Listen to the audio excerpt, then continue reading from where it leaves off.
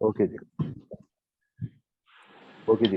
हमने यहाँ पे ये सीखा कि जब हम एक करेक्टर एरे डिक्लेयर करते हैं तो एक डाटा टाइप होती है, उसका एक नाम होता है, एक उसका साइज होता है, और अब चौथी चीज हमने क्या सीख ली है, उसका स्ट्रिंग की क्या होती है, लेंथ। लेंथ। स्ट्रिंग की लेंथ क्या होती है, जो आपके एरे के अंदर कैरेक्टर्स पड़े हुए हैं जिनके एंड पर आपने बैक स्लैश जीरो लगाया हुआ है, बैक स्लैश जीरो से पहले जितने भी कैरेक्टर्स होंगे उन सबको हम क्या कह देंगे कि ये हमारे स्ट्रिंग की लेंथ है। अच्छा अब इसमें एक इम्पोर्टेंट, अच्छा अब इसमें एक इम्पोर्टेंट बात है, आप स्ट्रिंग की लेंथ को और जो इसके अंदर जीरो बैक स्लैश जीरो के इंडेक्स पे पड़ा हुआ है, इसकी इसकी अगर आप इंडेक्स को भी गौर से देखें, ये देखें मैंने अदील इसके अंदर सेव किया, 0 1 2 3 4 5 एंड 6। अच्छा कोई मुझे बताएगा इस एरे का साइज क्या है जिसके अंदर, 7। 7। बड़ी इंपॉर्टेंट बात इन्होंने की है, इसमें जो Yes. एरे का साइज है वो जबरदस्त, वो 7 है। लास्ट एलिमेंट का इंडेक्स क्या है, बैक स्लैश। बैकस्लैश नहीं नहीं नहीं मेरी जान, मैंने पूछा लास्ट एलिमेंट का इस एरे, और ओए लास्ट एलिमेंट एरे का, स्ट्रिंग का नहीं पूछ रहा, स्ट्रिंग का नहीं पूछ रहा, एरे का। 6 है ना लास्ट एलिमेंट, ये लास्ट एलिमेंट है। अच्छा जब मैं एरे की बात करूं तो ये पूरी की बात कर रहा हूं, जब मैं स्ट्रिंग की बात करूंगा तो फिर मैं ये जो अंदर वैल्यू लिखी है उसकी बात करूंगा, ठीक हो गया। अच्छा अब इसमें बताएं कि इसमें टोटल जो स्ट्रिंग की लेंथ है वो क्या है। साइज हमने क्या सीखा, साइज हमें समझ आ गया इसका 7 है, और जो स्ट्रिंग yes की sir लेंथ है वो क्या है, 5 है। 5 जबरदस्त हो गया। अच्छा बैक स्लैश जीरो कौन से इंडेक्स पे पड़ा हुआ है, 5 जबरदस्त। 5 सर। अच्छा इस पे अगर हम आके देखें तो इस एरे का साइज क्या है, इस एरे का साइज क्या है, 10 10। और 10 इसकी लेंथ क्या है, 3। 3 और फिर गौर से देखिए कि बैक स्लैश जीरो कहाँ पड़ा हुआ है, 3 4 4 पे 4 4 पे कहाँ पड़ा हुआ है, ये 3 पे पड़े इंडेक्स हुए। ऑफ 3 पे 3 यस सर। तो जितने इसमें करेक्टर होते हैं उतना ही, उतने पर ही बैक स्लैश जीरो भी वहीं पड़ा होता है। Yes sir. yes क्लियर है बात सबको, यस yes सर। sir जबरदस्त हो गया। ये अब ये एक दो इम्पोर्टेंट बातें आपने हमेशा याद रखनी है। अच्छा जी अब हम वापस आते हैं। अच्छा हमारे पास कुछ बिल्ट इन फंक्शंस होते हैं, ये बिल्ट इन फंक्शंस भी हमने यूज करना सीखने हैं। एंड इससे रिलेटेड आउटपुट के सवाल भी आएंगे कि मैंने different built in functions use किए हुए होंगे, एंड मैं आपसे पूछूंगा कि भाई बताओ आउटपुट क्या आएगी, इसने क्या इन चेंज किया, इसने क्या चेंज किया। इसी तरह ये तमाम के तमाम बिल्ट इन फंक्शंस को हम यूजर डिफाइंड फंक्शंस यूज करेंगे, यानी हम इन तमाम फंक्शंस की बॉडी भी खुद डिफाइन करेंगे, याद रखिएगा, ठीक है। इन तमाम फंक्शंस की बॉडी हम खुद डिफाइन करेंगे, ठीक है जी, ओके। अब इस ये फंक्शन क्या करता है, इसका नाम, अच्छा जितने भी ये फंक्शंस हैं आप इसको गौर से देखें, एस टी आर से शुरू हो रहे हैं। S T R mean string, string, stay string, string, string and string, ठीक है। अच्छा अब इसमें अगले जो है वो अब है L E N for length, ठीक है। ये क्या कर रहा है, ये आपको बताएगा स्ट्रिंग की लेंथ बताएगा, ठीक है। अभी जैसे मैंने कहा, अच्छा इसमें आपने ये कंसिडर करना है S S one S two S, ये जो है ये आपकी एरेज है, ये क्या है, एरे है। एरे सपोज करते हैं हमारे पास एस के अंदर मिसाल के तौर पे ये पड़ा हुआ है A L I back slash, back slash, यार ये पीछे शोर आ रहा है बहुत ज्यादा, म्यूट कर लें please।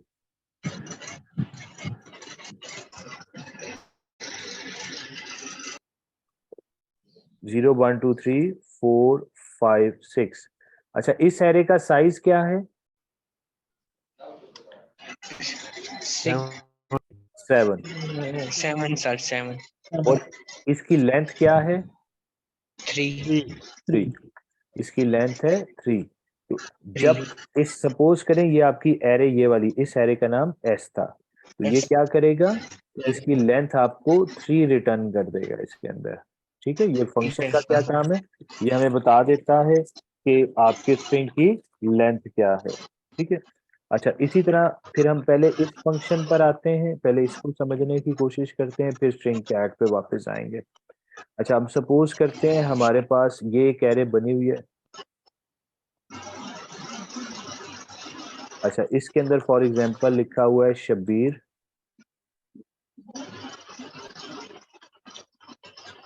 और हमारे पास एक और एरे है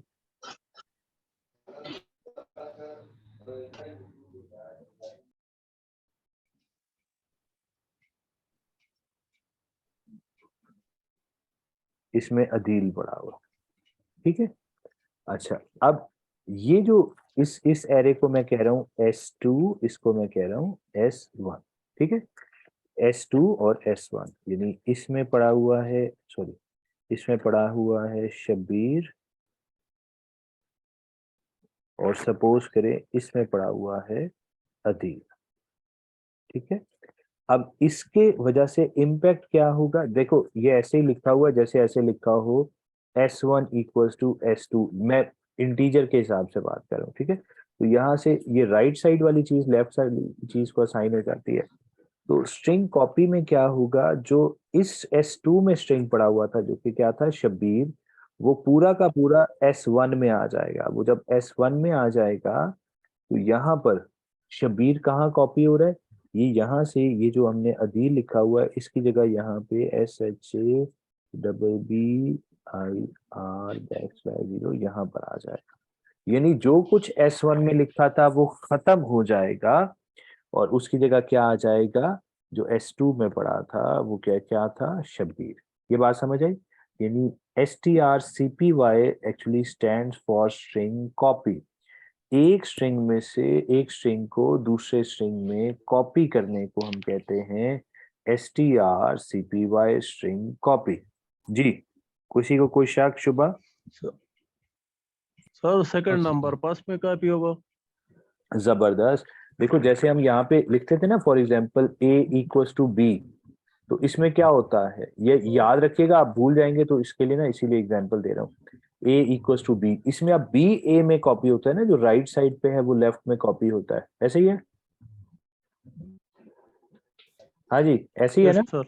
इसी तरह जो यहाँ पे राइट साइड पर है, राइट साइड पे क्या है S2, S2 कॉपी होगा S1 में लेफ्ट वाली साइड पे। ठीक हो गया? Yes sir. ओके, अच्छा फिर हमारे पास आ जाता है स्ट्रिंग कैट। अच्छा string cat stands for basically concatenation, basically concatenation है। कनकैटिनेशन का मतलब क्या होता है, अब सपोज करें कि जैसे अभी हम पहले एग्जांपल देख रहे थे कि S2 में शब्बीर पड़ा है और S1 में अदील पड़ा है, ये before the execution of string cat है, ये सिचुएशन है। इस सूरत में भी S2 यानी शब्बीर कॉपी होगा, लेकिन कहाँ कॉपी होगा, अभी जो शब्बीर कॉपी हो रहा था वो कहाँ पे कॉपी हो रहा था, S1 के बिल्कुल स्टार्ट पर कॉपी हो रहा था स्ट्रिंग Okay. कॉपी में। Yes, sir. ठीक है, इसमें जो ये कॉपी होगा वो इस जगह कॉपी हो जाएगा SHABBIR \, समझ आई? Adding यानी length पे तो जो yes sir. जो स्ट्रिंग होगा आपका पहला स्ट्रिंग, उसके अंदर अदील पड़ा था, दूसरा स्ट्रिंग आपने उठाया और दूसरा स्ट्रिंग उठाकर आप अदील के एंड पर उसे कनकैटिनेट करना चाह रहे थे, मर्ज करना चाह रहे थे। यानी ये दोनों स्ट्रिंग्स को, अब देखे मिसाल के तौर पे, अब इसको समझिएगा, आपके पास एक स्ट्रिंग पड़ा हुआ है, यहाँ आपने लिखा हुआ है सर वेलकम, शोर आ रहा है बहुत ज्यादा। के पीछे जिन्होंने भाई हेलो, जिन भाई ने ये कोई और काम लगे हुए हैं वो माइक तो बंद कर ले। वेलकम लिखा हुआ हो, वेलकम लिखा हो फॉर एग्जांपल एक स्ट्रिंग के अंदर पड़ा हुआ है, this is your W string. ठीक है, सही है, इस एरे का नाम मैंने क्या रख दिया, W। ठीक है, अच्छा अब एक यूजर से आप उसका नेम रीड करें। ठीक है, ये हमने एक UN के नाम से एक एरे बना ली। ठीक है, अब यूजर से हमने क्या किया है, गेट करनी है। अगर यूजर से एक स्ट्रिंग रीड करनी हो तो हम उसको ये वाली एरे भेज देंगे। अच्छा ये गेट एस का फंक्शन क्या करता है, just this is just like cin. ठीक है। तो ये क्या करता है, यूजर से एक स्ट्रिंग रीड करेगा। फॉर एग्जांपल यूजर ने एंटर किया अली, क्या एंटर किया, अली। यूजर से हमने एक स्ट्रिंग रीड किया, उसने एंटर किया अली। अब आप क्या करोगे, अब देखो गौर से देखना, मैं कहता हूं string cat w comma un, और उसके बाद मैं कहता हूं पुट s w। अच्छा ये क्या करेगा, पुट एस क्या करता है, प्रिंट कर देता है, ठीक है। This is just like cout and this is just like cin, ठीक हो गया। अब जब आपने यूएन को रीड किया, यूजर नेम को रीड किया, एक एरे है यूएन, तो आपने फॉर एग्जांपल अली इनपुट किया। अच्छा अगर जब आपने अली इनपुट किया तो फिर हमने क्या किया, मैंने कहा जी स्ट्रिंग कैट कर दो जी। स्ट्रिंग कैट क्या होगा, अब यहाँ पर क्या लिखा हुआ है, डब्ल्यू के अंदर लिखा हुआ है वेलकम, याद रखिएगा मैंने इसलिए नाम रखा, और यहाँ पर उसने अली डाल दिया। अब मुझे बताएं, अब इससे क्या होगा, इसकी वजह से हमारे पास क्या होगा कि यहाँ पर डब्ल्यू के अंदर क्या आ जाएगा, वेलकम के बाद अली आ जाएगा, ठीक है। अब एक किस्म का यहाँ पर अली आ गया। अब यहाँ पर ये क्या प्रिंट करेगा, वेलकम अली, सही है। अब इसी कोड को अगर मैं इस तरीके से कर देता, यही कोड यही रहता, यूजर ने यहाँ पे यूएन की बजाय, यूएन में अली की बजाय फॉर एग्जांपल उसने अदील लिख दिया। क्या लिख दिया, इनपुट क्या की, अदील। अच्छा अब इस जगह क्या चला गया, अदील, ठीक है। अब ये स्ट्रिंग कैट ने क्या किया, इस w के एंड पर जो आपने यहाँ पे स्ट्रिंग इनपुट किया था, जैसे यहाँ पे आपने क्या इनपुट किया, अदील, तो उसने एक नया स्ट्रिंग बना दिया, w के एंड पे क्या डाल दिया, वेलकम अदील कर दिया, ठीक है। अब बताओ स्क्रीन पर क्या प्रिंट होगा, वेलकम, वेलकम अदील। अब देखो जो यूजर जो भी स्ट्रिंग इनपुट करता है, स्क्रीन पे प्रिंट हो जाता है welcome Adeel, welcome Salman, welcome Khurram, जो भी आप नाम कह रहे होंगे वो नाम यहाँ पे एज इट इज प्रिंट हो जाएगा। जी कोई शक कोई शुबा, नो सर। तो आई होप सो आपको इस चीज की समझ आ गई होगी कि हम ये क्यों यूज करते हैं। ये हम इसलिए यूज करते हैं, बाजुकात हमारे पास जैसे आप फॉर एग्जांपल, एक और आपको एग्जांपल देता हूँ। फॉर एग्जांपल आप ये चाहते हैं कि आपके एक यूजर से आपने एक स्ट्रिंग रीड किया, यूएन में क्या चला जाएगा, एक स्ट्रिंग रीड चला जाएगा, ठीक है। अब गौर से देखें, एक और स्ट्रिंग है, इसको मैं कह रहा हूँ ई एम, ठीक है, क्या नाम है, ई एम, ठीक है। इसके अंदर मैंने लिखा हुआ है @UIHE.edu.pk, ठीक है, या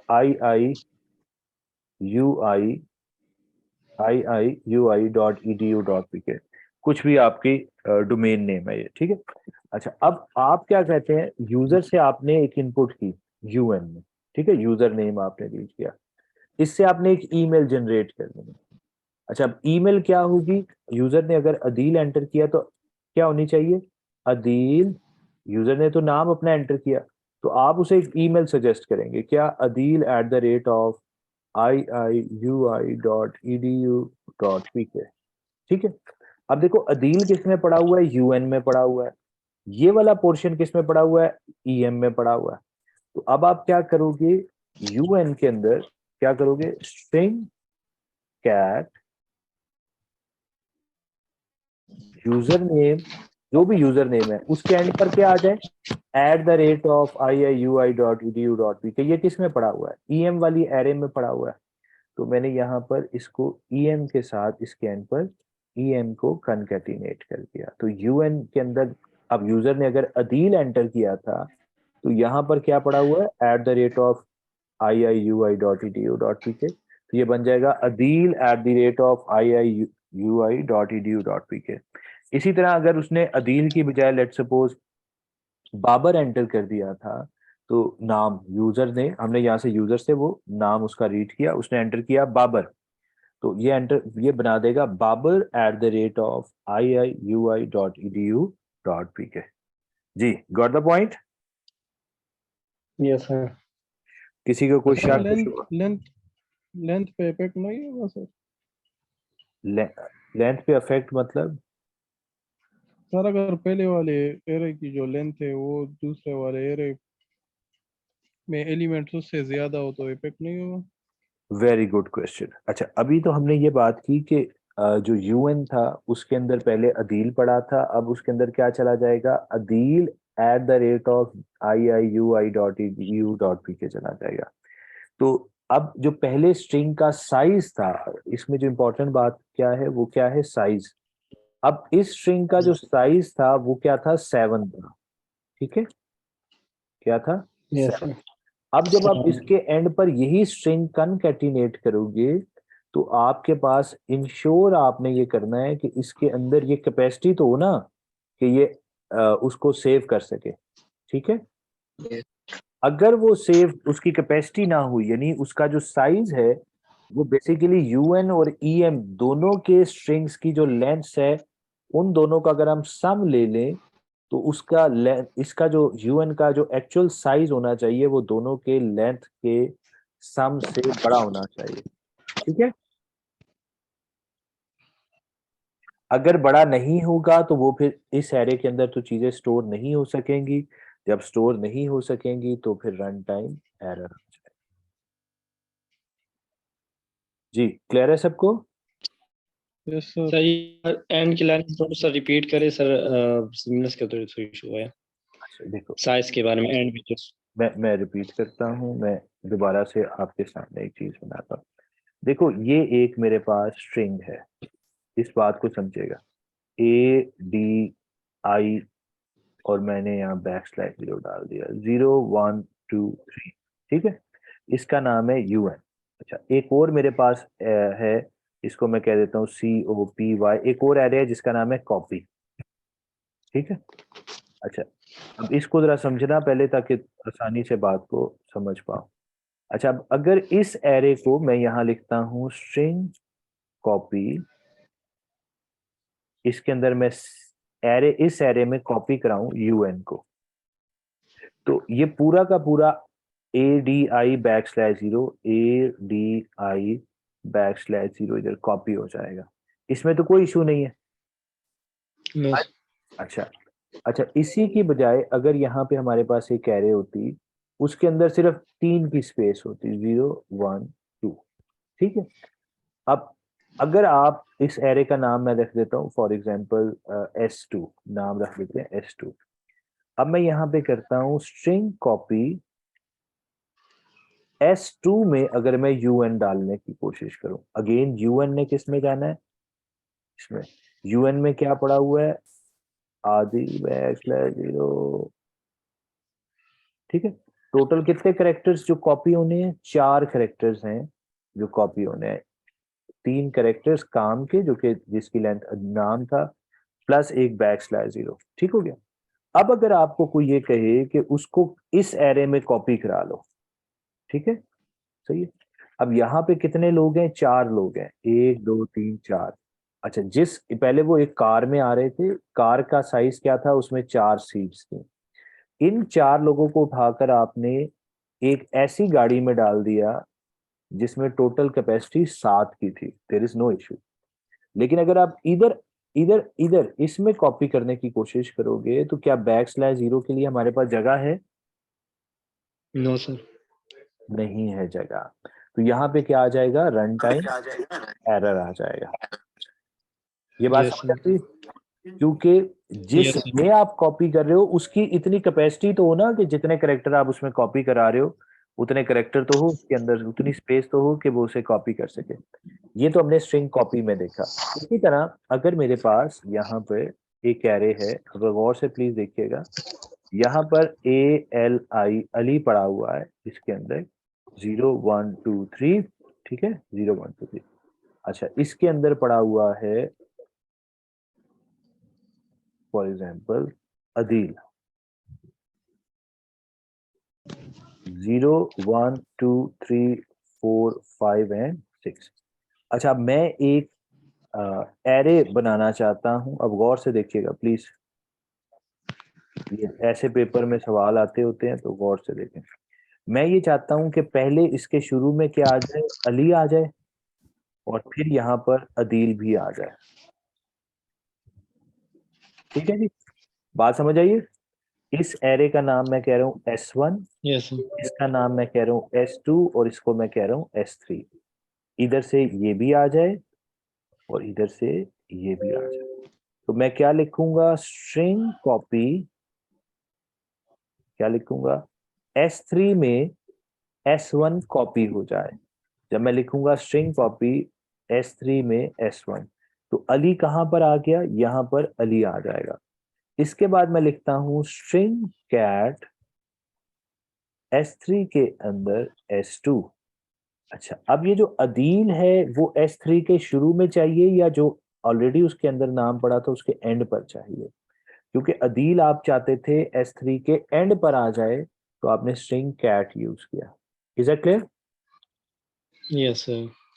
अच्छा, अब अगर आपसे ये मैं पूछूं कि जो वो है, ये वाला स्ट्रिंग था, इसकी लेंथ क्या थी, लेंथ 3, और साइज क्या था, 4।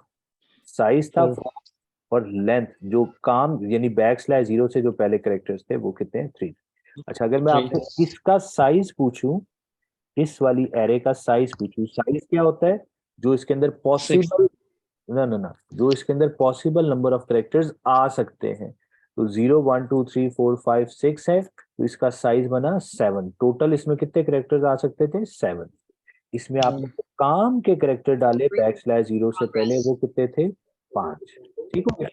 तो इसकी स्ट्रिंग की लेंथ क्या है, इस स्ट्रिंग की लेंथ 3 है, और इस स्ट्रिंग की लेंथ क्या है, 5. 5। ओके, अब हम इधर आते हैं। इधर अगर हम गौर से देखें तो इसकी लेंथ क्या है, 3 एक है, 5 एक है, और इसके एंड पर क्या आ गया, \0।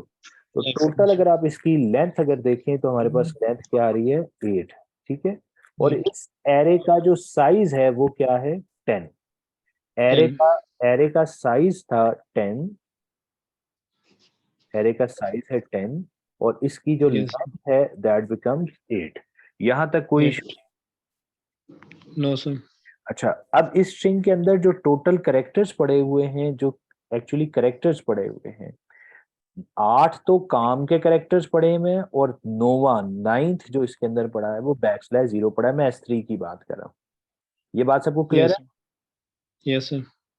ठीक है। अच्छा, अब इसी की बजाय अगर S3 सपोज करें ऐसा होता, अगर ये S3 होता, 0 1 2 3 4, चलो 5, इसकी लेंथ कितनी है, 6, सॉरी साइज कितना है, 6। अब अगर आप इसके अंदर अब ये सपोज करते हैं, तो हम इसके अंदर कॉपी कराते तो पहले अली इधर आ जाता।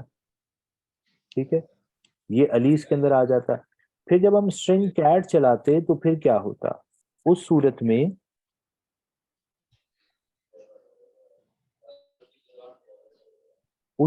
क्या होता, यहाँ पर A D E, ओह, ये तो इधर अदील आ ही नहीं सकता है। Yes, sir. क्यों? Yes, क्योंकि sir. Error. इसका साइज क्या है, 6। इसकी वजह से 6. रन टाइम एरर आ जाएगा। ठीक है, Yes, sir. क्योंकि देखो, आप S3 में डालना क्या चाह रहे हो, S1 का स्ट्रिंग भी डालना चाह रहे हो, और S2 वाला भी पूरा का पूरा स्ट्रिंग डालना चाह रहे हो, और एक \0 भी आएगा। ठीक है, तो इसके अंदर इसकी Yes, लेंथ 3 थी, इसकी लेंथ 5 थी, तो 3 + 5 8, 8 + 1 9, यानी जो ये S3 है उसका मिनिमम साइज हमें क्या चाहिए था, 9 चाहिए था। 9. अच्छा, अब मैं सवाल आपसे पूछ रहा हूँ, प्लीज सोच समझ के आंसर दीजिएगा। सपोज करें S1 के अंदर पड़ा होता अदील, S2 में पड़ा होता शब्बीर, तो बताओ S3 का मिनिमम साइज क्या होना चाहिए था?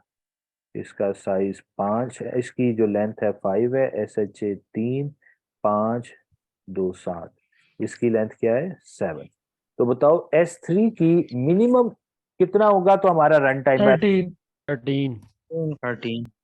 तो 13 कैसे हमने कहा, एक हमने कहा 5 + 7 अदील भी लिखा हुआ आना है, और शब्बीर भी लिखा हुआ उसके अंदर आना है। तो 5 जमा 7 बन गया 12, 12 जमा 1 फॉर \0। तो मिनिमम इसका साइज 13 होगा, तब तो ये काम चल सकता है, वरना काम नहीं चलेगा। Is that clear? Yes sir, ये यस सर। सर अगर \0 के लिए जगह ना हो तब भी रन टाइम एरर आएगा? बिल्कुल रन टाइम एरर आएगा, बिकॉज देखो ना, देखो आपने बाद में, फॉर एग्जांपल अभी हम और फंक्शंस देखेंगे, आपने s3 भेज दिया स्ट्रिंग लेंथ के फंक्शन को। अब स्ट्रिंग लेंथ का फंक्शन इसकी लेंथ कैसे निकालेगा? वो तमाम कैरेक्टर्स को गिनना शुरू करेगा जब तक \0 नहीं मिलता। अगर उसके अंदर \0 नहीं होगा, वो उसकी स्ट्रिंग लेंथ नहीं निकाल सकेगा। पुटएस का फंक्शन प्रिंटिंग कैसे करता है? पुटएस का फंक्शन प्रिंटिंग कैसे करता है? आप उसको ये जगह का एड्रेस देते हो, वो इसको प्रिंट करता है, आगे प्रिंट करता जाता है जब तक उसे \0 नहीं मिलता। अब देखो इस केस में, जैसे ये s3 है हमारे पास, इस केस के अंदर वो ALIADE तक जाएगा, आगे तो \0 है ही नहीं। आगे तो क्योंकि \0 नहीं है, इसलिए क्या हो जाएगा, इसकी रन वजह से टाइम एरर। रन टाइम, तो ये तो अलाउड नहीं है। सही है? Yes sir. इसलिए इसलिए आपके ऊपर फर्ज है, इसको समझ लें, फर्ज, कि जब भी कोई स्ट्रिंग होगा तो उसके एंड पर आपने इंश्योर करना है कि \0 आए।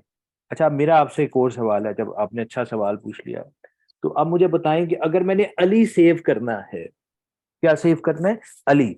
तो जो मेरी एरे होनी चाहिए उसका मिनिमम साइज क्या होना चाहिए? 4 4। और अगर मैंने अदील सेव करना है, फिर मिनिमम साइज 6 6। 6। समझ आ रही है बात की?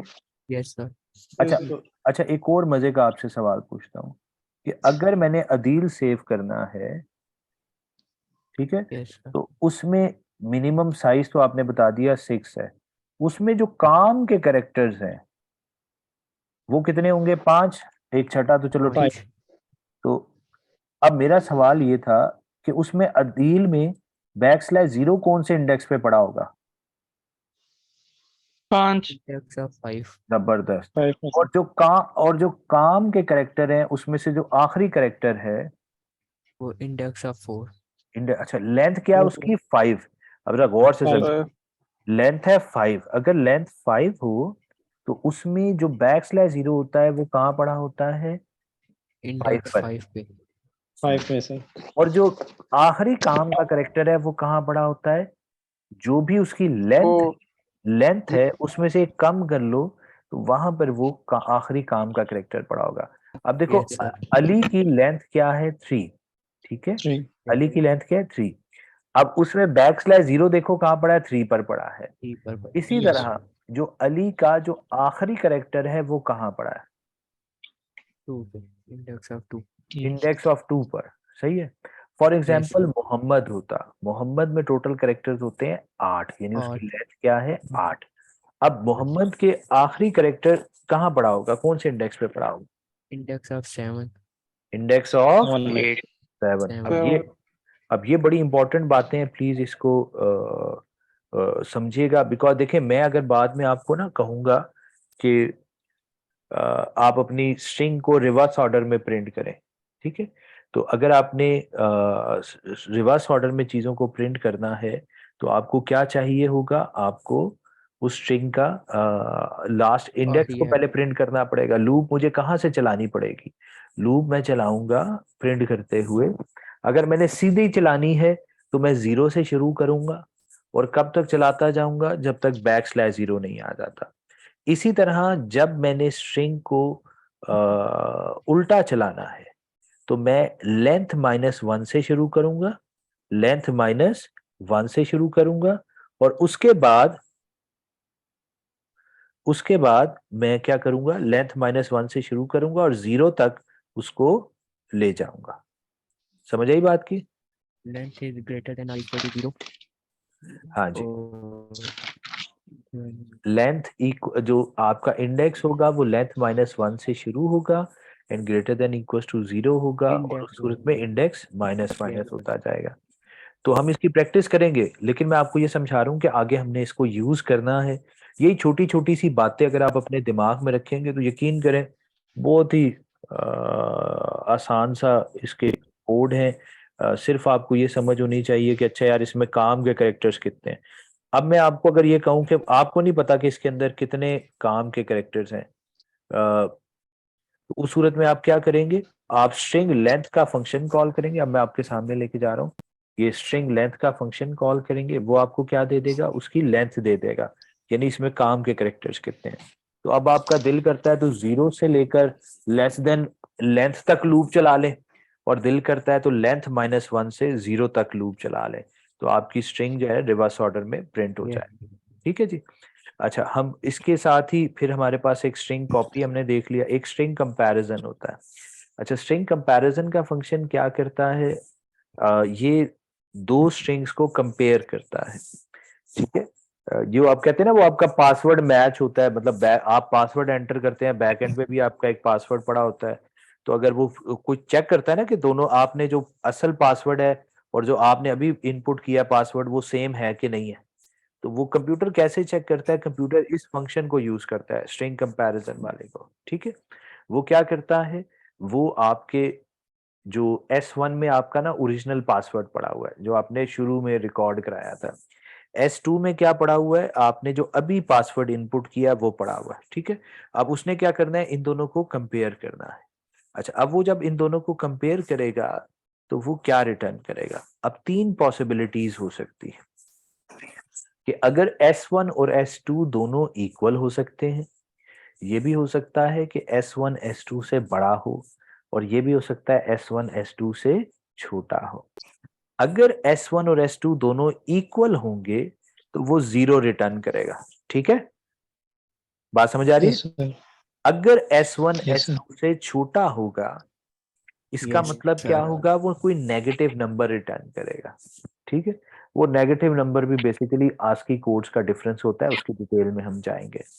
और अगर S1 S2 से बड़ा होगा, ये देखें यहाँ पे राइट, ये इसके आगे हमने यहाँ लिखा हुआ भी है। ठीक है, ये इसको आप देख लें, अगर S1 और S2 इक्वल होंगे तो वो 0 रिटर्न करेगा, अगर S1 S2 से छोटा है तो नेगेटिव रिटर्न करेगा, अगर S1 S2 से बड़ा है यानी पहला एलिमेंट दूसरे से बड़ा है तो हम कहेंगे पॉजिटिव नंबर कोई रिटर्न हुआ है। ठीक है, तो ये आपके लिए हिंट है होगी कि भाई अगर मैं इसकी मिसाल मैं कैसे लेता हूं, आप देखें हम यहाँ पर जब स्ट्रिंग कंपैरिजन के फंक्शन को कॉल करेंगे ना, ठीक है, तो हम इसको, मैं इसे कॉल कैसे करता हूँ,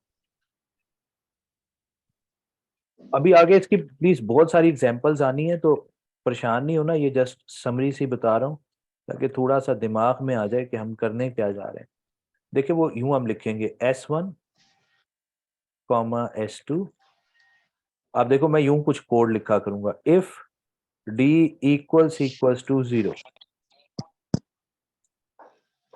else if D is greater than 0, else if D is less than 0। ये जो नंबर ये क्या रिटर्न करेगा, कोई नेगेटिव पॉजिटिव या कोई 0 नंबर रिटर्न करेगा। ठीक है, तो अब बात को समझे, इस ये कंडीशन कब ट्रू होगी, अगर S1 इक्वल्स टू S2 होगा। ठीक है, फॉर एग्जांपल इसमें भी अदील पड़ा हुआ है, इसमें भी अदील पड़ा हुआ है, इन दैट केस क्या रिटर्न होगा, 0। तो 0। ये वाली कंडीशन हमारी ट्रू हो जाएगी। अब फॉर एग्जाम्पल अगर ये कब होगा, अगर फॉर एग्जाम्पल ए के अंदर अदील पड़ा है और फॉर एग्जाम्पल इसके अंदर हम अबीर लिख लेते हैं, ABBER। ठीक है, इसके अंदर अदील हो और इसके अंदर अबीर हो, तो ये जो पहला स्ट्रिंग है ये बड़ा है, दूसरा स्ट्रिंग छोटा है, तो फिर ये तब होगा जब S1 is greater then S2 होगा। इसी तरह अगर पहले के अंदर अभी अदील पड़ा है और दूसरे के अंदर बाबर पड़ा है, बाबर आजम है, तो उस सूरत में S2 is less than S1 हो जाएगा। ठीक है, तो ये कंडीशन तब ट्रू हो जाएगी। तो लॉजिकली जब आप ये लिखना चाहेंगे, अब गौर से समझ लीजिएगा, अगर आपके दिमाग में कभी भी ये लॉजिक आ जाए कि जी S1 अगर S2 से बड़ा है तो मैंने कुछ करना है, तो आप क्या करोगे, आप कोड ये लिखोगे, D is equal to string comparison if d is greater than 0, तो ये लिखने का मतलब क्या होगा, आप बेसिकली ये लिख रहे हो